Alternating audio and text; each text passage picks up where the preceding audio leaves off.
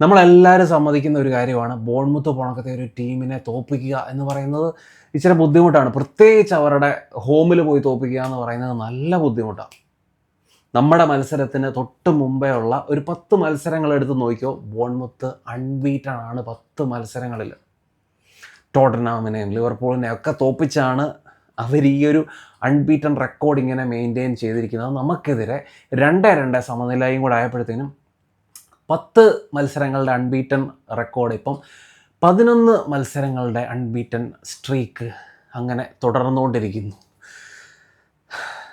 നമ്മുടെ ടീമിനെയും ബോൺമുത്തിനെയും നോക്കൂ. ഈ രണ്ട് ടീമിൻ്റെയും സ്ട്രെങ്ത് എന്ന് പറയുന്നത് കൗണ്ടർ അറ്റാക്കിംഗ് ഫുട്ബോളാണ്. അപ്പം അതുകൊണ്ട് തന്നെ ത്രൂ ഔട്ട് ദ മാച്ച് നമ്മൾ നോക്കിയാൽ ഒരു എൻഡ് ടു എൻഡ് ഫുട്ബോൾ, ഒരു കൺട്രോളൊന്നും ഇല്ലാത്ത end to end attacking football. രണ്ട് പേർക്കും കൗണ്ടറിൽ അറ്റാക്ക് ചെയ്യണം. ആ ഒരു അറ്റാക്കിംഗ് ഇൻറ്റൻറ്റ് രണ്ടുപേരും കാണിക്കുന്നു. ഗോൾ സ്കോർ ചെയ്യാനുള്ള ആ ഒരു ഇൻറ്റൻറ്റും അത് രണ്ടുപേരും കൗണ്ടർ അറ്റാക്ക് അഴിച്ചു വിടുന്നുണ്ട്. അതുകൊണ്ട് തന്നെ അങ്ങോട്ടും ഇങ്ങോട്ടും തെരെ അറ്റാക്സ് നടക്കുക. അപ്പം നമ്മുടെ അറ്റാക്ക് അല്ലെങ്കിൽ നമ്മുടെ കൗണ്ടർ അറ്റാക്ക് നോക്കിയാൽ എനിക്ക് തോന്നിയൊരു കാര്യം, നമ്മുടെ കൗണ്ടർ അറ്റാക്കിൽ നമ്മൾ സാധാരണ കാണിക്കുന്ന ആ ഒരു എഫിഷ്യൻസി അല്ലെങ്കിൽ ആ ഒരു ഷാർപ്പ്നെസ് ഇല്ല. ആ ഒരു ഷാർപ്പ്നെസ്സും കാര്യങ്ങളും നമ്മുടെ കൗണ്ടർ അറ്റാക്കിങ്ങിൽ ഉണ്ടായിരുന്നെങ്കിൽ ഫസ്റ്റ് ഹാഫിൽ തന്നെ നമ്മൾ സ്കോർ ചെയ്തേനെ. അമാദ് പോണക്കത്തെ പ്ലെയേഴ്സ്, ഇപ്പം നമ്മുടെ ഫ്രണ്ട് ത്രീ, അമാദിൻ്റെ കാര്യം ഇവിടെ, നമ്മുടെ ഫ്രണ്ട് ത്രീ മത്തേസ് കുണിയ, എംബിയമോ, അമാദ്, ഈ 3 പേരിൽ ആകപ്പാടെ ഫോം കാണിക്കുന്നത് അല്ലെങ്കിൽ ഇന്നത്തെ മത്സരത്തിൽ നന്നായിട്ട് കളിച്ച ഒരു പ്ലെയർ എന്ന് പറയുന്നത് മത്തേസ് കുണിയ മാത്രമാണ്. ആ ഒരു ലെഫ്റ്റ് വിങ് വഴി എന്തെങ്കിലുമൊക്കെ സംഭവിക്കും, അതിനുവേണ്ടിയുള്ള പ്രതീക്ഷയിലായിരുന്നു മാച്ച് കണ്ടവരെല്ലാവരും എന്ന് എനിക്കറിയാം. കാരണം മത്തേസ് കുണിയ സക്സസ്ഫുള്ളായിട്ട് ടേക്ക് ഓൺസ് നടത്തുന്നു, ക്രോസസ് അല്ലെങ്കിൽ കട്ട് ബാക്സ് കൊടുക്കുന്നു. മത്തേസ് കുണിയ ആയിരുന്നു അറ്റാക്കിംഗ് പ്ലെയേഴ്സിലുള്ള ഒരു ഈ ഫ്രണ്ട് ത്രീയിലുള്ള ഒരു ആകെ ബ്രൈറ്റ് സ്പോട്ട്. പിന്നെ ഈ ബ്രയൻ എംബ്യൂമോയെ മൈക്കിൾ കാരിക്ക് സെൻട്രലി കളിപ്പിച്ച് അവൻ്റെ കോൺഫിഡൻസ്, അവൻ്റെ ഫോം ഭയങ്കര വല്ലാത്തൊരു അവസ്ഥ തന്നെയാണ്. ഇപ്പം എംബ്യൂമോയെ നോക്കുകയാണെങ്കിൽ എംബ്യൂമോയ്ക്ക് ആ ഒരു ബോൾ, ബാക്കിൽ നിന്ന് വരുന്ന ബോൾ ഹോൾഡ് ചെയ്യാൻ പുള്ളി ബുദ്ധിമുട്ടുന്നു. ഇൻ ബിറ്റ്വീൻ ദ ലൈൻസ് കളിക്കുമ്പോൾ ആ ഒരു കറക്റ്റ് സമയത്ത് ആ ഒരു ഇൻ ബിഹൈൻഡ് റൺസ് നടത്താനൊക്കെ പാടുപെടുന്നുണ്ട് എംബ്യൂമോ. ആ ഒരു ഗെയിമിൽ ഫൈനൽ തേർഡിൽ ഇൻഫ്ലുവൻസ് ചെയ്യാൻ എംബ്യൂമോ ബുദ്ധിമുട്ടാണ് ഇപ്പോൾ ആ ഒരു സ്ട്രൈക്കറായിട്ട് കളിക്കുമ്പോഴത്തേനും. പിന്നെ അമാദിന് എന്ത് പറ്റിയെന്ന് തന്നെ എനിക്ക് മനസ്സിലാവുന്നില്ല. അമാദിൻ്റെ ഫോം ഭയങ്കര മോശമാണ്. ഈ നമുക്ക് സെസ്കോ പോണക്കത്തെ ഒരു സ്ട്രൈക്കർ, ഇൻഫോം സ്ട്രൈക്കർ ഉള്ളപ്പോഴത്തേനും സെൻട്രലി പുള്ളിയെ കളിപ്പിച്ചാൽ പോരെ. എന്തിന് ഈ പിടിവാശി, മറ്റേ അമോറിമിനെ പോലെ ഇങ്ങനത്തെ പിടിവാശിയുമായിട്ട് എന്തിന് വരുന്നു എന്ന് എനിക്കറിയത്തില്ല. സിമ്പിളായിട്ട് 4-4-2 കളിപ്പിക്കാം സെസ്കോ ഒരു സെൻട്രലി. അതുപോലെ തന്നെ എംബ്യൂമോ കുറച്ച് വൈഡർ അല്ലെങ്കിൽ റൈറ്റ് സൈഡിൽ എംബ്യൂമോ, വൈഡർ ടാർഗറ്റ് മാൻ എന്നുള്ള രീതിയിൽ എംബ്യൂമോ യൂസ് ചെയ്യുക, സെൻട്രലി സെസ്കോ. ഈ രീതിയിൽ വളരെ സിമ്പിളായിട്ട് സെസ്കോയും എംബ്യൂമോയും കൂടെ സ്റ്റാർട്ട് ചെയ്യാനുള്ളതേ ഉള്ളൂ. അമാദിൻ്റെ കാര്യം നോക്കിയാൽ, ഞാൻ ഈ കൗണ്ടർ അറ്റാക്കിങ്ങിൻ്റെ ഷാർപ്പ്നെസ് ഇല്ലായ്മയുടെ കാര്യം പറഞ്ഞല്ലോ. അമാദിന് സുഖസുന്ദരമായിട്ട് ഗോളിനെ എയിം ചെയ്ത് ഷോട്ട് എടുക്കാൻ അവസരം കിട്ടിയാണ് കൗണ്ടറിൽ.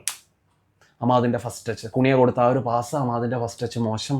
അതുപോലെ തന്നെ ബ്രൂണോയ്ക്ക് സ്കോർ ചെയ്യാൻ അവസരം കിട്ടി. ഡലോയുടെ ആ ഒരു ക്രോസ്, ബ്രൂണോയുടെ ഷോട്ട്, അവരുടെ ഗോൾ കീപ്പർ ആ ഒരു ഗോൾ ലൈൻ സേവ്, കാല് വെച്ചുള്ള സേവ്, അവനൊക്കെ ആ ഒരു കറക്റ്റ് സമയത്ത് ആ ഒരു ഭ്രാന്തൻ സേവ് നടത്തണം. അല്ലായിരുന്നെങ്കിൽ നമ്മൾ ആ ഒരു 1-0 ഫസ്റ്റ് ഹാഫിൽ തന്നെ മുന്നിൽ എത്തിയാണ്.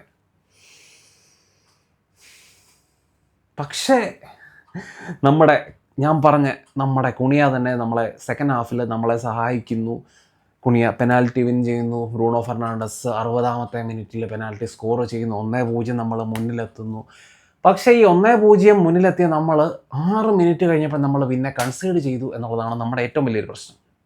ഓഫ് ദ ബോൾ നമ്മുടെ പ്രസ്സിങ് മോശം, വേണ്ട സമയത്ത് കോമ്പാക്റ്റായിട്ട് ഡിഫെൻഡ് ചെയ്യത്തില്ല. കോമ്പാക്റ്റായിട്ട് ഡിഫെൻഡ് ചെയ്യുക, നന്നായിട്ട് പ്രസ് ചെയ്യുക.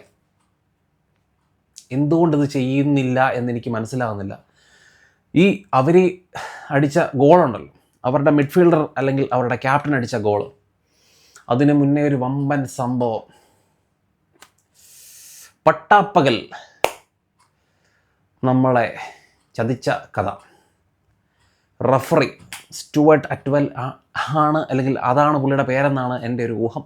സ്റ്റുവർട്ട് അറ്റ്വെൽ എന്ന് പറയുന്ന മനുഷ്യൻ പുള്ളിക്ക് വേണമെങ്കിൽ അടുപ്പിച്ചടുപ്പിച്ച് ആ ഒരു അല്ലെങ്കിൽ 5 മിനിറ്റിനുള്ളിൽ ഒരേ ടീമിന് പെനാൽറ്റി കൊടുക്കാനുള്ള പ്രശ്നമായിരിക്കാം പുള്ളിക്ക്. അമാദിനെ പെനാൽറ്റി ബോക്സിനുള്ളിൽ അവരുടെ ലെഫ്റ്റ് ബാക്ക് ഫൗള് ചെയ്യുന്നു, 2 കൈ കൊണ്ടും വലിച്ച് നിലത്തിട്ട് ഫൗള് ചെയ്യുക. അപ്പം അമാദെന്ന് പറയുന്ന മനുഷ്യൻ്റെ ആ സമയത്തെ അമാദിൻ്റെ പൊസിഷൻ നോക്കുകയാണെങ്കിൽ അമാദ് ബോളുമായിട്ട് ഓപ്പോസിഷൻ്റെ ഗോളിനെ ഫേസ് ചെയ്ത് നിൽക്കുക. ആ സമയത്ത് അമാദിനെ ഫൗള് ചെയ്യുകയാണെങ്കിൽ ആ ഫൗൾ ഇപ്പം ബോക്സിനകത്തല്ലാതെ പുറത്ത് എവിടെയാണെങ്കിലും അത് ഫൗളാണല്ലോ.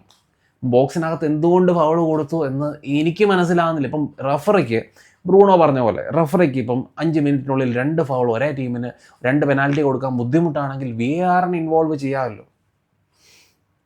ഗെയിം നിർത്തുകയോ VAR പ്രോപ്പറായിട്ട് ചെക്ക് ചെയ്യാനുള്ള ഒരു ടൈം എടുക്കുന്നതോ ഒന്നും നമ്മൾ കണ്ടില്ല.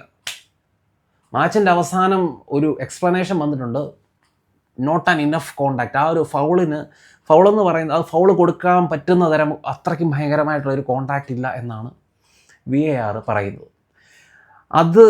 അത് കഴിഞ്ഞ് വന്ന കൗണ്ടറിലാണ് നമ്മൾ ഗോള് കൺസീഡ് ചെയ്യുന്നത്. ഇപ്പം അമാദിനെ ഫൗള് ചെയ്യുന്നു, അമാദിൻ്റെ ആ ഒരു പെനാൽറ്റി നമുക്ക് കിട്ടുന്നില്ല. നമുക്ക് കിട്ടേണ്ട പെനാൽറ്റി അത് കിട്ടുന്നില്ല. പട്ടാപ്പകൽ കൊള്ള നമുക്കെതിരെ നടന്നു ആ ഒരു പെനാൽറ്റിക്ക് ശേഷം വന്ന കൗണ്ടറിൽ. കാരണം നമ്മൾ ആ ഒരു നമ്മുടെ മൈൻഡ് സെറ്റ് ഫുള്ള് അത് പെനാൽറ്റി കിട്ടും എന്നുള്ള രീതിയിലാണ്. അതുകൊണ്ട് തന്നെ നമ്മൾ മര്യാദയ്ക്ക് പ്രോപ്പറായിട്ട് ഡിഫെൻഡ് ചെയ്തില്ല. നമ്മുടെ മനസ്സിൽ അത് പെനാൽറ്റി വിളിക്കും, VAR ഇടപെടും, പെനാൽറ്റി വിളിക്കും, നമുക്ക് അടുത്ത ഗോൾ സ്കോറിങ് ഓപ്പർച്യൂണിറ്റി. അപ്പോഴാണ് ഇവിടെ ഗോള് വീഴുന്നത്. അപ്പോൾ ആ ഒരു സമയത്ത് VAR ഇടപെടുകയും നമുക്ക് പെനാൽറ്റി കിട്ടുകയും ചെയ്തു കഴിഞ്ഞാൽ അവരുടെ ഗോള് അസാധുവാക്കുകയും നമുക്ക് ഗോള് കിട്ടുകയും നമ്മൾ 2-0 മുന്നിലെത്തുകയും ചെയ്തേനെ. അവിടെ നിന്നുകൊണ്ട് നമുക്ക് വേണമെങ്കിൽ കുറച്ചുകൂടെ ഗെയിം കൺട്രോൾ ചെയ്ത് നമുക്ക് മര്യാദയ്ക്ക് ഡിഫെൻഡ് ചെയ്താൽ മതിയായിരുന്നു. പക്ഷേ ഇവന്മാർ ഡിഫെൻഡ് ചെയ്യുമോ എന്നുള്ള കാര്യത്തിൽ എനിക്ക് സംശയമുണ്ട്. ഇപ്പം അവർ തിരിച്ചടിച്ച് 1-1 കഴിഞ്ഞപ്പോഴും നമുക്ക് 70-ാമത്തെ മിനിറ്റിൽ എല്ലാവരും 5-5 മിനിറ്റിനുള്ളിലാണ്. 70-ാമത്തെ മിനിറ്റ് നമ്മൾ വീണ്ടും ബ്രൂണോയുടെ ആ ഒരു കോർണറിൽ അവർ തന്നെ അവരുടെ സെൽഫ് ഗോളിൽ നമ്മൾ 2-1 പിന്നെയും മുന്നിലെത്തുന്നുണ്ട്. ആ മുന്നിലെത്തി 70-ാമത്തെ മിനിറ്റ് കഴിഞ്ഞ് 5 മിനിറ്റ് കഴിഞ്ഞപ്പോഴത്തേനും അവരുടെ മിഡ്ഫീൽഡർ അലക്സ് സ്കോട്ടിൻ്റെ ഒരു ഷോട്ട് വരുന്നുണ്ട്. അത് തീർന്നു, ഗോള് അടിച്ചു എന്ന് വിചാരിച്ച ഷോട്ട് ക്രോസ് ബാറിൽ അടിച്ച് തിരിച്ചു വരുന്നു. ഇതിനൊക്കെ ശേഷമാണ് നമ്മൾ പിന്നെയും പോയിട്ട് ആ ഒരു മഗ്വയർ ആ ഒരു ഗോൾ അല്ലെങ്കിൽ മഗ്വയർ പെനാൽറ്റി അവരുടെ സ്ട്രൈക്കറിനെ ഇവാനിൽസനെ ഫൗള് ചെയ്ത് പെനാൽറ്റി കൺസീഡ് ചെയ്യുന്നു. അപ്പോൾ ആ ഒരു നമുക്കൊന്നും യാതൊരു പരാതിയില്ല. ഡോഗ്സോ റൂള് അനുസരിച്ച് അത് പെനാൽറ്റി ആണ്, പെനാൽറ്റി കിട്ടേണ്ടതാണ്. ബോൾമുത്തിന് പെനാൽറ്റി കിട്ടുന്നു, അതുപോലെ തന്നെ മഗ്വയറിന് റെഡ് കാർഡ് കിട്ടുന്നത്, ഇതിനോടൊന്നും നമുക്ക് യാതൊരു എതിർപ്പുമില്ല. പക്ഷേ നമുക്ക് കിട്ടേണ്ട സംഭവം നമുക്ക് തന്നില്ല എന്നുള്ള ഒരു സങ്കടം മാത്രമുണ്ട്. ആ സമയത്ത് ആ ഒരു ഗോൾ വീണ്ടിരുന്നെങ്കിൽ ഇതൊന്നും നടക്കുമായിരുന്നു എന്ന് എനിക്ക് തോന്നുന്നില്ല. ഇപ്പം എനിക്ക് യുണൈറ്റഡിൻ്റെ പ്ലെയേഴ്സിനോടുള്ള ഒരു പ്രശ്നം എന്താണെന്ന് വെച്ച് കഴിഞ്ഞാൽ നമ്മൾ ഓരോ പ്രാവശ്യവും ഈ ഗോൾ അടിച്ചു കഴിഞ്ഞ് 5 മിനിറ്റിനുള്ളിൽ കൺസീഡ് ചെയ്യുന്ന ഒരു സ്വഭാവം ഇത് പണ്ട് അമോറമിൻ്റെ സമയത്തും ഉണ്ടായിരുന്നു. ആ സമയത്ത് നമ്മൾ കുറച്ചുകൂടെ കോമ്പാക്റ്റായിട്ട് ഡിഫെൻഡ് ചെയ്യുക, നന്നായിട്ട് പ്രസ് ചെയ്യുക. ഇത് നമുക്കറിയാമെന്ന് നമ്മൾ മഗ്വയർ റെഡ് കാർഡ് കണ്ട് പുറത്തായി കഴിഞ്ഞപ്പോഴത്തേനും നമ്മൾ കാണിച്ചു, നമുക്ക് ഡിഫെൻഡ് ചെയ്യാൻ അറിയാം, നമുക്ക് കോമ്പാക്റ്റായിട്ട് ഡിഫെൻഡ് ചെയ്യാനും അഗ്രസീവായിട്ട് പ്രസ് ചെയ്യാനും ഒക്കെ അറിയാമെന്ന് നമ്മൾ കാണിച്ച് കൊടുത്തില്ലേ. അത് കുറച്ചുകൂടെ മുന്നേ കാണിച്ചിരുന്നെങ്കിൽ നമുക്ക് മത്സരം ജയിക്കാമായിരുന്നു. നമുക്ക് 57 പോയിന്റ് 56 പോയിന്റ് കൺഫ്യൂഷൻ ആയല്ലോ. 57 പോയിന്റ് ഇന്നത്തെ മത്സരം കഴിഞ്ഞപ്പം നമുക്ക് 57 പോയിന്റ് കിട്ടിയാണ്. ഇപ്പം ഏതായാലും ഇനിയിപ്പോൾ ആരോട് നമ്മൾ സ്വയം അങ്ങോട്ടും ഇങ്ങോട്ടും കരഞ്ഞ് നിലവിളിക്കുക എന്നുള്ളതല്ലാതെ വേറൊന്നുമില്ല. മുന്നോട്ടുള്ള മത്സരങ്ങൾ അതിഭീകരമായ മത്സരങ്ങളാണ് ഇനിയിപ്പോൾ വരാൻ പോകുന്നത്. നമ്മുടെ മുന്നോട്ടുള്ള മത്സരങ്ങൾ നോക്കുകയാണെങ്കിൽ ഏപ്രിൽ 13 ഇനി അടുത്ത മത്സരം. ഏപ്രിൽ 13 എന്ന് പറയുന്നത് ഇനിയിപ്പോൾ ഒരു 10, 23, 24 ദിവസം കിടക്കുകയാണ്. ഒരു മാസത്തിനടുത്ത് ഇൻ്റർവെൽ. എന്തൊരു കഷ്ടമാണെന്ന് നോക്കണം. മാച്ചസൊക്കെ നോക്കണം. ലീഡ്സ് യുണൈറ്റഡ്, അത് കഴിഞ്ഞ് Chelsea, Brentford, Liverpool, Sunderland, Nottingham Forest, Brighton. തുടരെ ഇങ്ങനത്തെ മത്സരങ്ങളാണ്, ഇങ്ങനത്തെ ഓപ്പണൻസ് ആണ് നമുക്കെതിരെ കളിക്കാൻ വേണ്ടി പോകുന്നത്. സുഖമായിട്ട് ഇന്ന് നമുക്ക് ആ ഒരു പ്രശ്നങ്ങളൊന്നുമില്ല. നമുക്ക് ആ ഒരു VARനെ റെഫർ ചെയ്യാൻ എനിക്ക് നമ്മുടെ കയ്യിലിരിപ്പ് കൊണ്ട് ഒരു സൈഡിൽ എന്തായി തീരുമെന്ന് അറിയത്തില്ല. പക്ഷേ മാച്ച് കണ്ടപ്പം ഞാൻ മാച്ചിന് മുന്നേ ഒരു വീഡിയോ ഞാൻ ചെയ്തിട്ടുണ്ട്. അതിൽ അലക്സ് കോട്ട് എന്ന് പറയുന്ന അവരുടെ മിഡ്ഫീൽഡറിനെ സസൂക്ഷ്മം നിരീക്ഷിക്കാൻ ഞാൻ പറഞ്ഞായിരുന്നു. പക്ഷേ അലക്സ് കോട്ടിനേക്കാളും എനിക്ക് ഭയങ്കര ഇമ്പ്രസീവായിട്ട് തോന്നിയ ഒരു പ്ലെയർ എന്ന് പറയുന്നത് അവരുടെ ഡിഫൻഡർ മാർക്കോസ് സെനസിയാണ്.